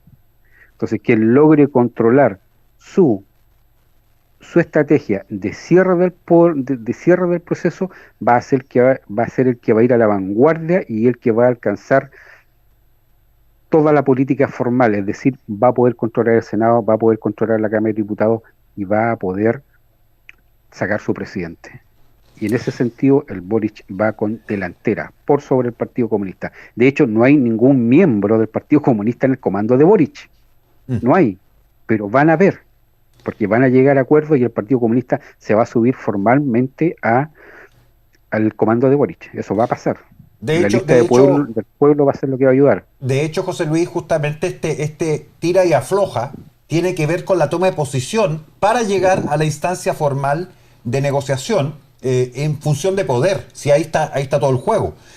Ahora, cuando nosotros comentamos todas estas cosas, y una de las críticas que a veces se recibe por parte del público del canal es que tal vez somos demasiado elevados, dicen, en términos de análisis de proceso. Pero también quisiera decirle a esa misma gente que si nadie explica lo que estamos explicando acá, ¿quién lo hace, pues?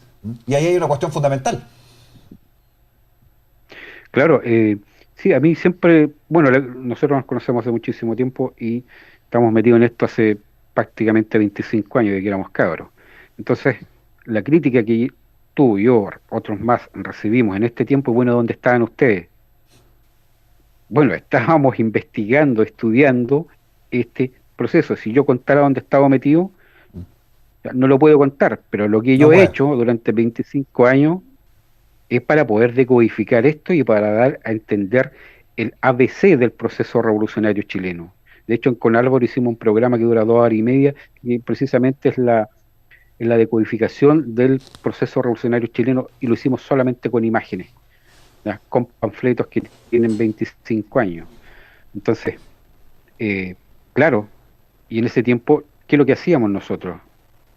No teníamos medios como ahora para poder difundir todo nuestro trabajo, ahora sí, ¿ya? Pero estábamos haciendo algo, por eso llegamos a esto, por eso nos desviamos del camino formal de la política y llegamos a las profundidades ideológicas que permiten entender y justificar el por qué llegamos a esta instancia en el ámbito de la política nacional, no partidista, sino que en lo macro, pero a partir de lo pequeño, de lo que estaba en la calle. Entonces, claro, yo hace 20 años atrás conversaba con amigos de la democracia cristiana, oye, si aquí en Chile se va a promover el matrimonio homosexual, es el reemplazo de la categoría binaria hombre-mujer. ¿Por qué se trata de destruir la familia? Claro, no, ¿cómo? Nunca, jamás. Y lo mismo pasa ahora cuando le anticipamos de que viene a corto plazo en la legalización de la pedofilia, vía rebaja la edad de consentimiento, y la gente te queda mirando cómo va a hacer eso. Y se lo estamos anticipando y todavía no creen y está pasando. Hace unos meses atrás hicimos programas donde mencionamos específicamente eso con Álvaro y ahora ya está la cosa formal. Lo que pasa es que la gente no entiende que estos procesos ideológicos están bajo la política formal. Claro. La política formal se explica porque hay un proceso que está por debajo. Entonces esto es igual que era un barco, tú sabes perfectamente esa analogía. Tú vas en un transatlántico que tiene 45 pisos y la parte más chica de ese barco es la quilla adelante que mide 3 metros. Pero por donde pasa la quilla del barco, que es abre el surco, pasa toda la mole del barco y pasan los 4.000 personas que van adentro del barco, les gusta o no, estén en el último piso, en el primero, estén bailando, durmiendo, cantando, comiendo, todos van a pasar por donde pasa esa quilla, que es la vanguardia. ¿Ya? Bueno, eso ha pasado en Chile. Poca gente. Eso pasó, y para poder... Sí, te decía, poca gente en Chile entiende lo que es vanguardia y suelen tal vez comprenderlo de la perspectiva más superficial, en términos que serían aquellos que por moda, por arte, por no sé qué, desarrollan algún tipo de cosa extraña, según ellos, las vanguardias, o entendía así, y no se percatan que en definitiva son las líneas que van abriendo el camino, la vía, el curso del proceso que estamos viviendo. Exactamente, y para eso hay que entender y estudiar a toda la gama de pensadores que vinieron después de Gramsci, ¿sí? Lo perfeccionaron. Todos lo perfeccionaron. Togliatti, cuando se empieza a gestionar esta cosa del polivanguardismo y del policentrismo, el policentrismo dice que hay centros de difusión ideológica que son los encargados de influenciar en un área específica. Exacto. Y ese, por ejemplo, el primer policentrismo fue el que se dio en Europa con el Partido Comunista Francés, Partido Comunista Italiano y Partido Comunista Yugoslavo, Partido de los Trabajadores. Y el que iba a la vanguardia de esos tres era Togliatti con el Partido Comunista Italiano, porque tenían toda la herencia de Gramsci. Entonces, cuando le preguntan a Togliatti cómo vamos a difundir y vamos a imponer este nuevo socialismo si no tenemos una vanguardia ideológica como el Partido Comunista, y Togliatti decía que el socialismo también se podía construir con otras fuerzas de izquierda o con otras fuerzas progresistas y no necesariamente con el Partido Comunista. Bueno, tenía razón. Y él dice, bueno, allí donde se está construyendo el socialismo, allí está la vanguardia. ¿Dónde se está construyendo el socialismo? Hay que entenderlo con los 4 objetivos estratégicos que yo he definido. ¿Dónde se está construyendo el socialismo? Donde hay una vanguardia, donde se está destruyendo la fe en un mundo trascendente y espiritual, donde se está destruyendo la naturaleza espiritual del ser humano. ¿Dónde está otra vanguardia? Donde se está destruyendo el Estado-Nación y todo el sentimiento patrio. ¿Dónde está otra? Donde se está destruyendo la familia, donde se está destruyendo la propiedad privada. Y esas 4 cosas están presentes en los 2 programas, y reitero, más avanzado en Boric, para los que creen que ganó un moderado. No, es al revés, ganó el más radical, ganó el más radical en términos ideológicos, se lo dijimos. Claro, sí, el más radical que es el que se ajusta más a la ortodoxia. Ese es el más radical, porque va a la raíz de las ideas. Exactamente. Que tampoco la gente lo entiende, porque entiende radical como violento, que no es el sentido de la palabra. No, pues ese es un sentido que le dio la CIA. Claro, el radical en términos formales políticos es el que anda con un fusil en la mano. No, ese no es radical, ese no es radical, porque ese a veces ese no sabe por qué hace su esfuerzo revolucionario muchas veces, porque es movido por sentimientos, no por ideas. Exacto, exacto. Y se necesita tener ideas, porque las ideas son la fuente de la acción. Siempre en el chat mencionan a Yuri Bezmenov, y por supuesto que es un tremendo referente, pero del modelo anterior, pues, y no se ha hecho el traspaso, porque Sí, ¿ah? Es como estar hablando con lenguaje de los años 30 en función del proceso actual, pues, por eso no es que uno lo tome en cuenta ni lo considere, pero el modelo cambió, y eso es lo que la gente no entiende. Y esto de no hay una sola vanguardia, son múltiples vanguardias, centros o focos de expansión de nociones, ideas, esquises, etcétera, etcétera. ¿Por qué es movimiento horizontal? ¿Por qué es de construcción? Porque es post-marxismo. Entonces, ni siquiera eso todavía lo captan. sí, exactamente. Hay que hacer la diferencia siempre entre, como tú dices, antiguo modelo revolucionario y nuevo modelo revolucionario. Entonces uno no puede analizar eh, el diseño de una estrategia que ya está obsoleta para poder entender las categorías ideológicas y la praxis revolucionaria de este nuevo modelo, ¿ya? Aquí está todo sobre la mesa, aquí no hay nada oculto, aquí no es solamente el control de las universidades para poder lograr eh, el control de la cultura. Aquí está con algo que va mucho más allá, algo que es mucho más profundo, que es el control de fuerzas políticas que puedan crear una nueva sociedad, ¿ya? Entonces, hay que entender que se profundizó el concepto de revolución, el concepto de Estado y el concepto de proceso de traspaso de poder. Aquí todos están citando a Lenin, porque Lenin es el teórico del proceso de cierre, es el que da el diseño de la estrategia para tomar el poder absoluto, pero primero se conquistó y se creó poder. Ahora se va a poder cerrar el proceso, porque ahora tienen las fuerzas revolucionarias acumuladas. Ahora, solamente para los fans de Bezmenov, les quiero decir que el autor real del cual trabaja Bezmenov, el video que ha circulado muchísimo, es Beria, no es Bezmenov. Sí, es Beria en psicopolítica el que plantea básicamente las categorías de apropiación de la sociedad a través de estos procesos ideológicos de larga data. Entonces, además recurran a la fuente, no se queden con la superficie, porque este es un operativo, el que es el fundamento desde el punto de vista analítico es, como les menciono, psicopolítica de Beria. Ahí están las claves de entender modelo de apropiación cultural, entre comillas, porque no era eso en esa época, pero sí de apropiación de las masas a través de estos procesos de radicalización discursiva. Voy a ir un poco a la derecha, José Luis, porque me interesa que le peguemos a ese lado, que es el lado que hay que pegarle con más fuerza, porque tenemos entonces a este candidato, que ya lo acabo de decir antes, no hay gran diferencia con Boric desde el punto de vista de lo que le va a suceder al país en sus manos. Me refiero a que es un globalista más, al igual que el otro. Pues bien, pero también tenemos el problema de un Kast que, a mi juicio, todavía no adquiere ni logra dimensionar el momento estratégico en el que se encuentra y lo que debiese hacer. No sé cuál es tu opinión. Sí, falta mucho ahí, le falta muchísimo acá. Todo su discurso es reaccionario, es una reacción pura, pero no tiene ningún sustento ideológico como para poder,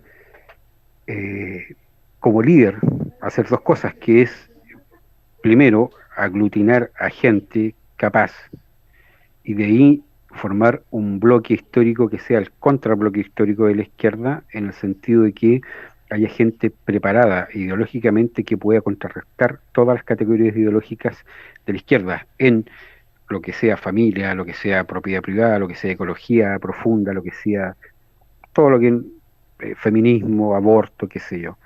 Entonces lo que hay es una respuesta de Kast, una respuesta formal al proyecto político formal de la izquierda, pero es como decir que la izquierda todavía está preocupada de crear una sociedad más justa y modificar el modelo neoliberal. Eso no importa.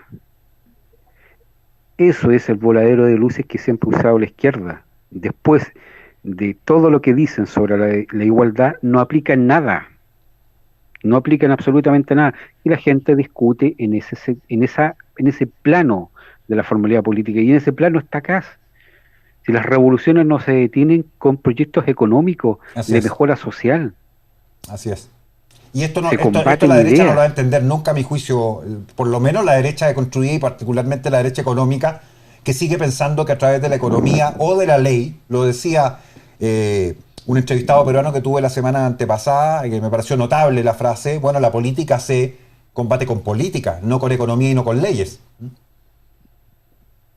Sí, José Antonio Primo de Rivera lo decía claro, frente a un poder revolucionario, o un poder revolucionario puede ser combatido solamente si frente a ese poder revolucionario se levanta otro poder revolucionario. No hay más alternativa. Pues, claro, por eso él decía también con justa razón, cuando se ha visto que las cosas fundamentales de la vida, el amor, el espíritu, la familia, se resuelvan con una elección.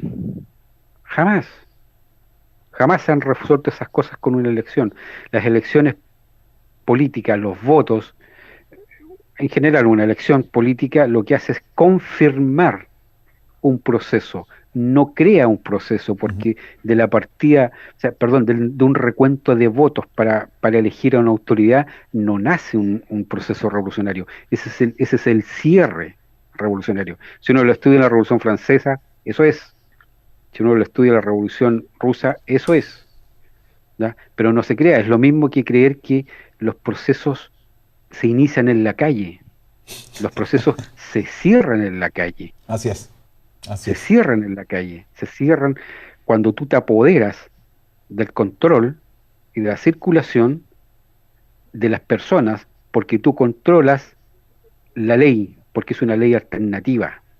Producen un estado de anomia, y en el estado de anomia es cuando la gente no tiene ningún referente para poder plasmar ese sentido de unidad que necesariamente nace en un estado de anomia, porque no hay por dónde mirar, todo está disolviéndose. Bueno, quien crea ese estado de anomia es el único que puede controlar la calle y puede controlar la ley, porque es su ley la que se impone, no la ley del Estado. Exactamente. Y de hecho, el Estado ha retrocedido. Exactamente, y de hecho basta recordar, recién este fin de semana, justamente, los locatarios de el barrio Lastarria, que fueron asolados una vez más, y se destrozaron todos los restaurantes, toda la implementación de los restaurantes que estaban en la calle, y mucha de la gente de ese barrio Lastarria es gente que hace un año y tanto atrás estaba a favor del proceso insurreccional en curso. Y ahora empiezan a sentir, y ya lo están sintiendo hace rato, los efectos del mismo proceso, porque ni controlan, ni tienen nada que ver exactamente con quienes ejercen esa coacción violenta, que al final imponen su ley, que es lo que estás planteando tú. Si en algún instante, entonces, para que la gente dimensione a qué nos estamos refiriendo, se llega a tratar de sacar y disolver por la vía jurídica de la llamada reforma, es decir, refundación de Carabineros, a Carabineros de Chile, de la protección del Estado de Derecho, en lo mínimo que lo pueden hacer, imagina usted quién toma el control entonces de la aplicación de la ley popular, pues, o la justicia popular, lo voy a decir en términos más históricos. José Luis. Sí, eso está todo contemplado en los programas de Boric y de Jadwe, absolutamente. Si aquí uno hace la base del análisis, lo hace a partir de hacer el reconto de todo lo que pasó en el proceso de renovación de la izquierda, cuando perdieron el poder, cuando hicieron todo el proceso de retrospección interna para poder corregir los errores, qué sé yo. ¿Qué es lo primero que hacen? Formalmente crean el Instituto para el Nuevo Chile. ¿Cómo se llaman los programas de Boris y Jadwe? Tal cual, pues. Es un programa político tal cual, para el Nuevo para Chile. El Nuevo Chile. Y con esto, José Luis, tal vez la cosa más importante que hay que transmitir a la gente es que dimensione que lo que está diciendo la convención instituyente de que quieren refundar pese a que argumentan, y hoy día y en la semana leí no sé cuántos abogados y otra gente que no tienen la posibilidad de hacerlo porque está desde el punto de vista de la Constitución que les dio origen absolutamente denegado, lo van a hacer exactamente igual, si es formal, lo están diciendo porque lo van a hacer, no porque no puedan hacerlo, es al revés.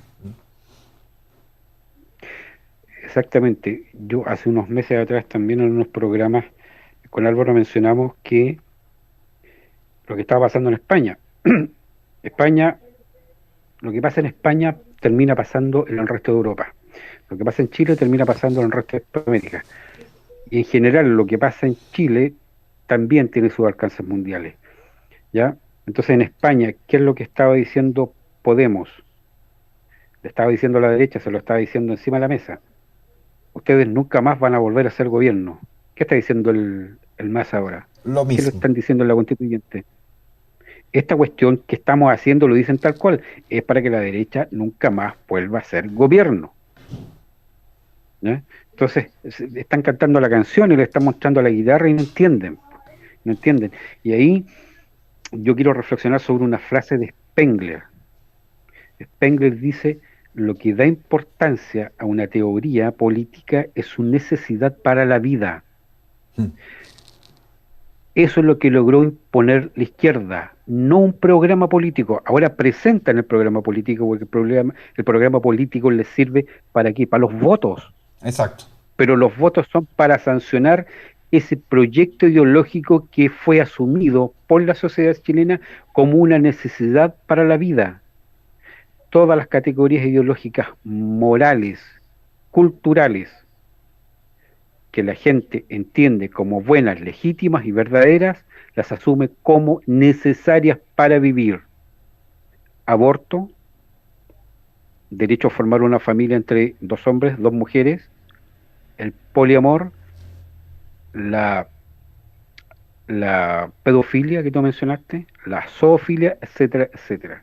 Entonces, si la gente asumió todas esas categorías ideológicas, lo que asumió no fue un proyecto político para votar por una persona que va a ocupar un cargo durante 4 años. Lo que va a hacer la gente al votar va a hacer refrendar lo que ya asumió en su interior como bueno, legítimo y verdadero, y que explica no solamente su propia naturaleza en cuanto a ser personal y humano, sino que además explica, justifica la sociedad, la familia y el gobierno, que son los accidentes metafísicos propios de la naturaleza humana, porque en el fondo esa es la definición de política. Política es la comunicación sustancial de la naturaleza humana a los accidentes propios metafísicos del hombre, es decir, comunica su naturaleza a la familia, a su comunidad de vida y trabajo, que sería la corporación de oficio, y a la sociedad en general y al gobierno, no al Estado, al gobierno. Así es. ¿No? Es complejo, José Luis, tal vez el tratar de bajar este tipo de análisis a un lenguaje más llano, porque estas son las categorías formales y así es como se tiene que explicar. No obstante, en lo central, lo que tiene que comprender la enorme mayoría de quienes están siguiendo el canal, le quiero dar las gracias, 1.367 telespectadores en línea en este minuto, es que si usted no es capaz de entender este proceso que estamos viviendo, entonces no va a tener ninguna capacidad, 0 posibilidad, ni siquiera de oponerse. Porque para poder oponerse a algo hay que entenderlo, es lo primero. Y cuando usted no entiende proceso, y usted está peleando siempre por superficie, y de ahí vienen estos debates absolutamente bizantinos en los chats, de si Sichel, de si Kass, de si no sé qué, y usted no entiende el proceso, entonces no está combatiendo absolutamente nada. Y acá lo central para combatir el proceso, ya lo dijo José Luis, y lo hemos venido diciendo mucho tiempo, es la constitución real de una fuerza contrarrevolucionaria. Eso es lo que hay que hacer. Para todos los que están preguntando qué hay que hacer, eso es lo que hay que hacer. El resto es accesorio, es secundario, frente a este que es el desafío estratégico mayor. José Luis, para terminar. Sí, con una última regla que es una regla de método de análisis. El valor y el significado de un hecho político está determinado por la comprensión de la naturaleza ideológica del mismo hecho político. porque lo ideológico es lo que determina el acto político. Si uno no comprende la naturaleza del hecho político, no va a entender nada. ¿Sí? Uno mira, observa todo el proceso revolucionario que ha sido implementado en la Araucanía. Claro, la gente cree que es un proceso para dividir a Chile, pero no es para formar otro Estado, es para dar autonomía a los territorios. Y ese modelo de autonomía territorial donde el Estado no entra, el Estado nacional chileno no entra, ese es el modelo para implementar a todo el país. Exacto. Y ese modelo tiene características fundamentales, que son el rechazo a la nacionalidad, el rechazo a la identidad nacional, el rechazo a la unidad política, jurídica y administrativa del Estado, el rechazo a la cosmovisión cristiana occidental, el rechazo a la representación político-administrativa del Estado nacional, y en su reemplazo una cosmovisión distinta. Eso es. Por lo tanto, primero, antes de la autodeterminación política, ¿qué es lo que hay que hacer? Autoemancipación cultural, y ese es el empoderamiento. Ese empoderamiento se dio a nivel personal, como una agresión molecular, como dice Gramsci, pero fue gestando movimientos moleculares, tal cual como dice Gramsci, y esos movimientos moleculares son los encargados de destruir la unidad nacional. Para eso es el movimiento mapuche. Exactamente. Que implica el uso de la violencia. Es un accidente. Es un accidente. José Luis, te quiero agradecer muchísimo participar hoy día en el programa. Quise invitarte justamente a propósito de este análisis fundamental de lo que está ocurriendo, y le pido disculpas a la gente que cuando nosotros nos metemos en esto y empezamos a hablar de este nivel de categorías y otras cosas, se pierde un poco en lo que estamos transmitiendo. Pero si no enseñamos esto, y entiéndalo por favor, hay una profesora universitaria que dice que a ella misma le cuesta o no entender, o que a la mayor parte de la población le costará entender. La función y la misión de este canal, y así lo dijimos el primer día, es formación politológica de la vanguardia contrarrevolucionaria. Por eso estamos haciendo esto, hace más de un año. Y el trabajo está a la vista en lo que ya hemos logrado constituir. Así que, José Luis, muchísimas gracias por venir. Hasta otra oportunidad. Nos vemos. Nos vemos. Muchas gracias. Saludos a toda la gente. Gracias a ti. Que estés muy bien. Bueno, ha sido un gusto, como siempre, estar con José Luis Uribe Fritz, gran amigo, analista y politólogo también, que nos ha acompañado esta noche. Vamos a tratar, simplemente para terminar, y no voy a alcanzar hoy día a tener sus llamados telefónicos, pero de tratar de justamente, no necesariamente simplificar algo que por naturaleza no es fácil de simplificar, pero sí explicarlo de la manera más sencilla posible. Usted va a ver que hay una enorme cantidad de gente que va a seguir pensando que con ir a las elecciones y ganar determinados cargos, cupos, puestos y otra cosa, se soluciona el problema del país. Y no se soluciona nada. E incluso, aunque en el próximo Parlamento hubiese, por esas casualidades electorales, a llegar a haber una mayoría de derecha, hay que preguntarse de qué derecha, ¿no? Pero bueno, de derecha, incluyendo la deconstruida, tampoco el proceso mismo cambia. El proceso está mucho más avanzado que el problema electoral. El problema electoral, que lo acabamos de escuchar a José Luis, es el reflejo del proceso, no al revés. Pues bien, ¿cuáles son las cuestiones fundamentales? En 30, en 40 años de trabajo ideológico sistemático, la izquierda insertó a nivel nacional categorías que son las que están operando, entre otras cosas, al interior de la constituyente hoy día. Y cuando ellos dicen que van a refundar Chile es porque lo van a hacer. Y eso significa la destrucción, la deconstrucción del ser nacional chileno. Usted, yo y todos los que estamos acá somos chilenos, más que la suma de todos nuestros ancestros. ¿O usted es la mitad de su papá y la mitad de su mamá? No, pues.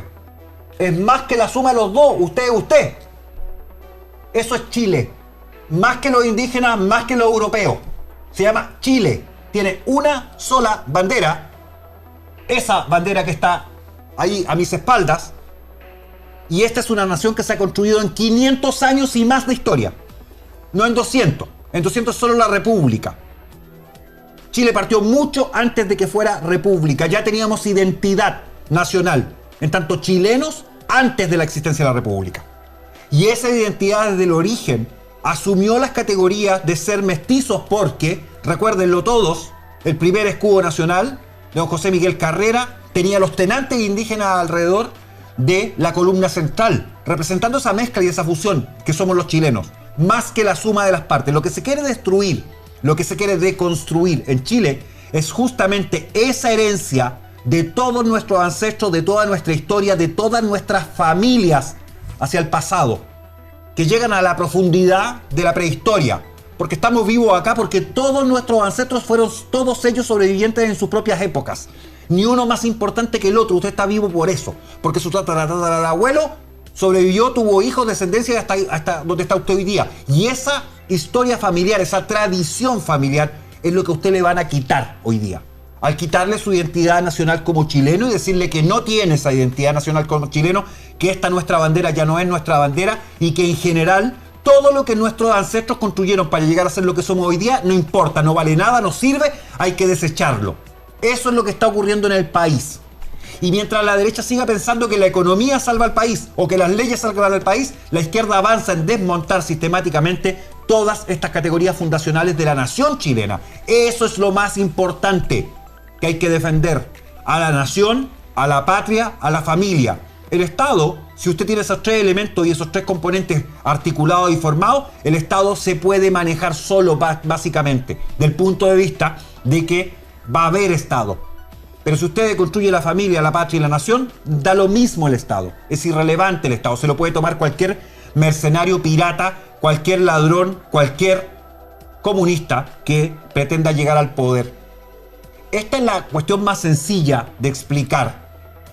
Lo que no es sencillo de explicar, porque usted probablemente que su hijo está ahí en la calle hablando de Estado plurinacional, yendo a las protestas, tirándole molotov a carabineros y usted no sabe cómo pasó, es porque no hizo el trabajo que tenía que haber hecho. Quiere entregarle esta herramienta en la forma más sencilla posible al niño para que no fuera adoctrinado en estas categorías de la izquierda que hoy día él cree que son la verdad, el bien y lo bueno. Ahí está el verdadero triunfo de la izquierda en Chile. Haber logrado que 2 o 3 o 4 generaciones sistemáticamente adoctrinadas lleguen a sostener estas categorías antinacionales, antichilenas, y que estén dispuestas incluso a reemplazar nuestros emblemas nacionales, nuestra canción nacional y todas las estupideces que van a seguir planteando, tanto al interior de la Asamblea Instituyente como en el propio Parlamento, como con Boric y otros presidenciales. Y si cree que con Sichel eso va a cambiar en 1 milímetro, se equivoca. Es tan globalista como lo es el boricismo. Es tan el mismo modelo de deconstrucción nacional, pero con una economía diferente. La economía no tiene ninguna trascendencia para efectos del cambio de modelo. Lo van a entender algún día los empresarios del país, que le siguen apostando a los mismos idiotas que van a destruir lo que hace que ustedes puedan hacer que Chile sea un país productivo, porque termina indignando que la gente que supuestamente, los del Grange, los del Nido de Águila, etcétera, formados para la élite en el país, no sean ni siquiera capaces de comprender lo que le están haciendo al país, justamente a propósito de este desconocimiento de las cosas más simples y más sencillas, como la noción de patria, como la noción de familia, como la noción de nuestros ancestros, de todos ellos y de lo que nos han legado. Ahí están los problemas fundamentales del país. Esto que llaman la crisis moral ya lo denunciaba Carlos Keller hace más de 100 años. Pues bien, sigue presente la crisis moral porque la izquierda jamás dejó de luchar para imponer estas categorías que son propias de ella a toda la nación chilena. Y hoy día nuestro problema es que tenemos un buen sector de esa población chilena, y no necesariamente el sector de menores ingresos, porque la gente se equivoca en eso, hasta los niveles más altos de mayores ingresos están absolutamente deconstruidos. Vaya a preguntarle a las niñitas del Grange o de otro colegio de alto ingreso a cuál edad hacen su iniciación sexual. A ver si no se lleva una sorpresa con eso. Porque el nivel de penetración en todas las capas sociales, en todos los niveles socioeconómicos, es transversal. No es solamente la gente de menores ingresos, es toda la sociedad completa, en todos los niveles que está siendo penetrada ideológicamente violada ideológicamente y llevada en este camino a la perdición de Chile. Si usted no quiere entender esto, entonces cambie ese canal y vaya a ver un canal que le hable de superficie y cuestiones electorales. Acá no vamos a hacer eso. Y si le cuesta entender, entonces estudie. Porque la única forma de combatir a una revolución es cuando usted forma vanguardias ideológicas contrarrevolucionarias que saben exactamente lo que están combatiendo. Los llamo a integrarse al MRP, a formar parte del Comando Nacional de Rechazo Salida y a empezar a trabajar realmente por lo que hay que trabajar. Una contrarrevolución que salva a Chile. Patria o Caos, nos vemos la próxima semana. Que estén ustedes muy bien. Chao. RST Chile, Radio y Televisión Santiago de Chile, presentó Análisis Semanal, un programa de conversación y debate conducido por Alexis López Tapia y con la destacada participación de invitados especiales.